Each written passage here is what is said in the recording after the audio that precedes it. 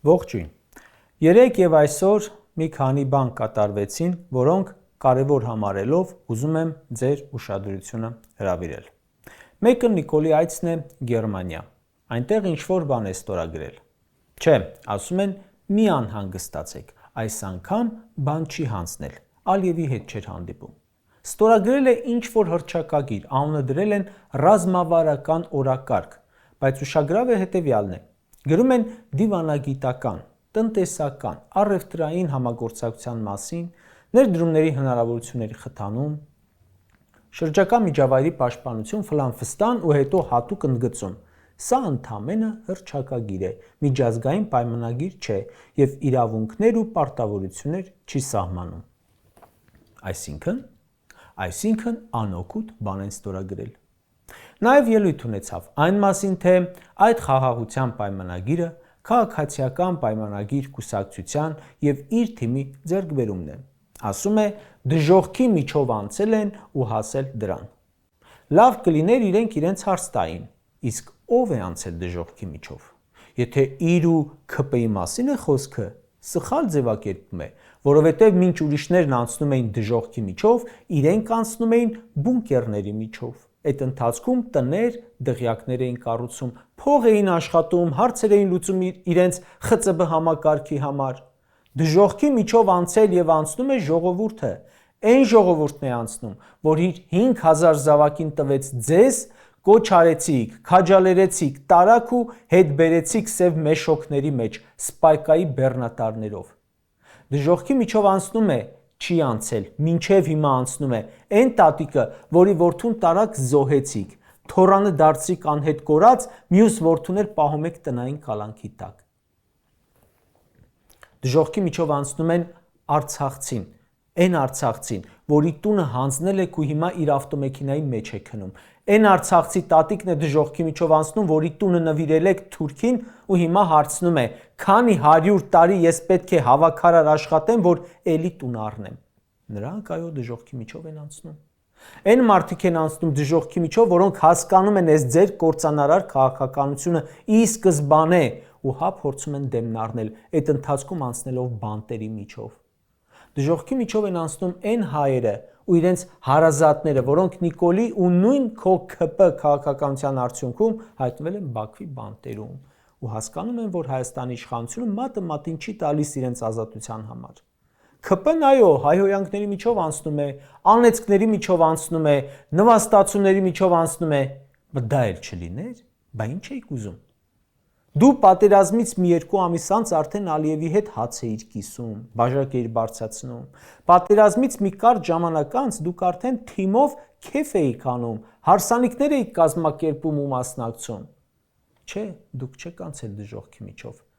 ՔՊ-ական падգամավորները, որ թուրքերից ավելի թրքասեր են, որ մեր խորհրդարանում բոյկոտում էին Արցախի վերաբերյալ բանաձևերը, հիմա տներ ու դղյակներ են առնում, պատերազմում պարտությունից հետո կտրուկ հարստացում արձանագրեցին, հաշիվներին միլիոններ են հիմա։ Այո, Նիկոլը զարմանալու տեղ իրականում ունի։ Այս դժոխքի մեջ ժողովրդին գցելուց հետո դեռ պաշտոնի է։ Ես էլ եմ զարմանում։ Ու հիմա ասում է, երկրի համար պատմական հնարավորություն են 2026 թվականի ընտրությունները։ Այդտեղ էլ է ախր սխալ ասում, երկրի համար չեն հնարավորություն, պատմական հնարավորություն կարող են լինել իր համար, եթե ընտրվի։ Կշարունակեն անխնա թալանը, կշարունակեն կոռուպցիան, բեսպրեդելը, անպատիժ մնալը։ Իրենց ընտրվելը պատմական հնարավորություն կլինի Ալիևի համար, ստանալու այն, ինչ չի հասցրել ստանալ Նիկոլի կառավարման 2 ժամկետներում։ Գերմանիայում մասնակցում է քննարկման, որին մասնակցում են տարբեր երկրի ներկայացուցիչներ ու խոսում է այն մասին, թե հայերի արժեհամակարգի էպիկենտրոնը ախտահարված է, եկեղեցին թափանցիկ չէ։ Դա ասում է Հայաստան ղեկավարողը մի լսարանի առաջ, որոնք օտար երկրացիներ են, այդ թվում ադրբեջանցի։ Ասում է մեր եկեղեցին թափանցիկ չէ, նրա բարևարկությունը եւ այլն եւ այլն։ Դե հիմա ինձ համոզեք, թե սա հայ ժողովրդի շահերից է բողոքվում օտարերկրացիների մոտ մեր եկեղեցուց։ Եվրամիության անդամ երկրներում հերթական անգամ նրա ասելիքի իմաստը ըստիս այն էր, թե եթե ուզում եք մնամ եւ շարունակեմ կատարել բոլորիդ պահանջները, թե թուրքերի, թե ադրբեջանցիների, թե արևմուտքի, ուրեմն օգնեք, ընտրվեմ, որովհետև ձեր այդ բոլորի պահանջների կատարման համար պատմական պահ է։ Գերմանիայում խոսում էր Ալմատիի հռչակագրից, Ադրբեջանի տարածքային ամբողջականությունից, ու դա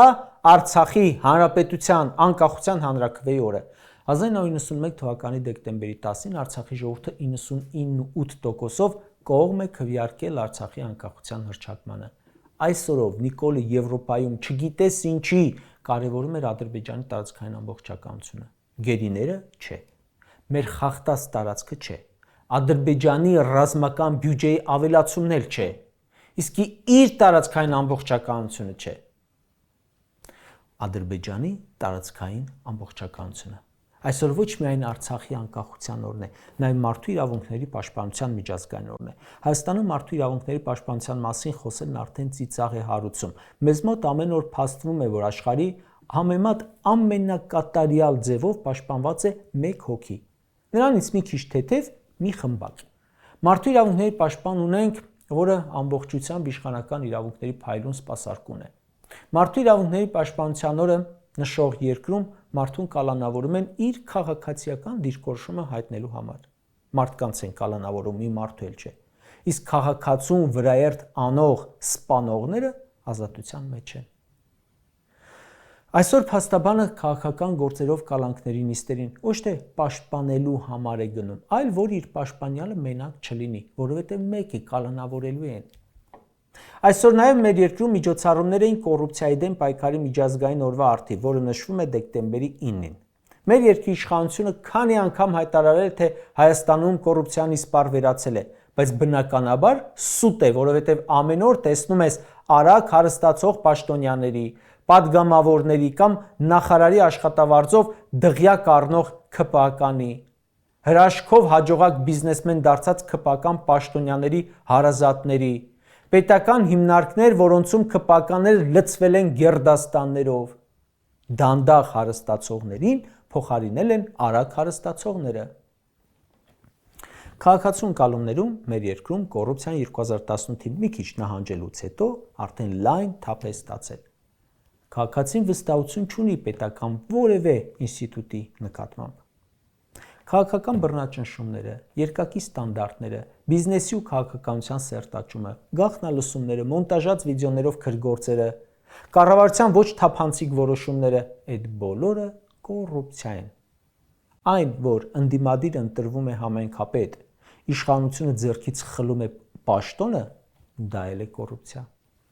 Սաղ օրը ասում են կոմպրոմիս չի լինելու կոռուպցիայի հետ, բայց լավ էլ ախպերություն են անում իրար հետ ՔՊ-ն ու կոռուպցիան։ ՔՊԱ-կանները կոռուպցիային շատ եմ անդրադարձել, առաջիկայում նոր փաստեր կներկայացնեմ, բայց մի ուշագրավ ելույթ աչքովս ընկավ, որին կցանկանամ անդրադառնալ։ Գլխավոր դատախազ Աննա Վարդապետյանը հանդիպում է ուսանողներին ու հայտարարում. կոռուպցիան իրենց կյանքի իմաստը դարձրած մարդիկ հետադարձ պայքարում են մեր դեմ ու պայքարում են շատ հաճախ առանց որևէ կանոնների։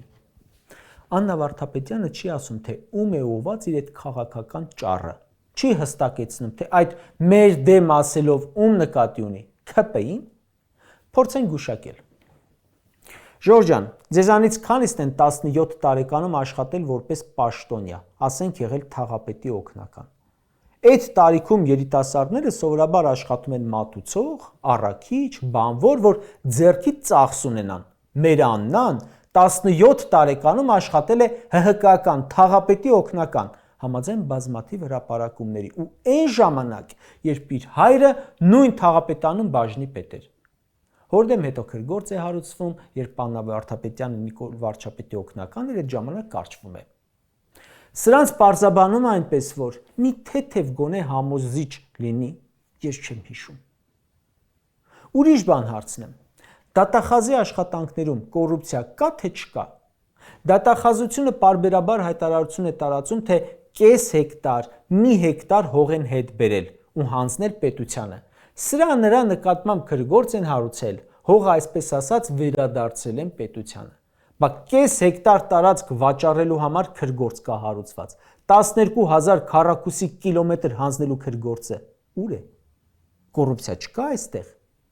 Բա գնացել պրահայում նստել փակ սենյակներում խոսել են, վերջում ընդունել ու համաձայնվել է, որ հայկական Արցախը, որի միջայլոց Հայաստանի պաշտպանության երաշխիքի տակ էր ու որի ներկայացուցիչը մինչ օրս Նիկոլն է, գնացել նստել միանձնյա համաձայնել է, որ այն այլևս ադրբեջանական է։ Բա մի հատ է չեք ուզում պարզեք, այդ ոնց եղավ։ Հազարամյակով հայկական է եղել, մեկը եկավ, գնաց Ալիևին համաձայնեց, որ նրանն է։ Բա մի հատ չիմանանք այդ ինչ գործարքեր, դեմը ինչ էր ստանում եւ այլն։ Կարճ ասած, Հայաստանում կոռուպցիայի դեմ պայքարի օրնել, մարդու իրավունքների օրնել ձևական նշում են, ունենում ելույթներ ու անցնում առաջ, բայց համոզված եմ, որ այս իշխանության հեռացումից ընդամենը կարճ ժամանակ անց կոռուպցիայի այնպիսի բացահայտումների ենք ականատես լինելու, որ ժողովուրդը պարզապես շոկի ենթարկվի, թե իր պատկերացրած ոտքերը ամպոտ մարդիկ իրականում ինչերի մեջ են։ Ու այդ ժամանակ թե իրական կոռուպցիոներները, թե մարդու իրավունքների դեմ հանցագործություն կատարածները վստահ եմ կանգնելու են արդար դատաստանի առաջ։ Կան չէ դեպքեր, որ լսում ես, այսինչին դատել են, բռնել են ու ասում ես ամեն դեպքում մեղք էր։ Սրանց պարագայում օրենքը որքան էլ խիստ գտնվի, նույնիսկ եթե չափից դուրս խիստ գտնվի, վստահ եմ բոլորն էլ ասելու են արժանի էր։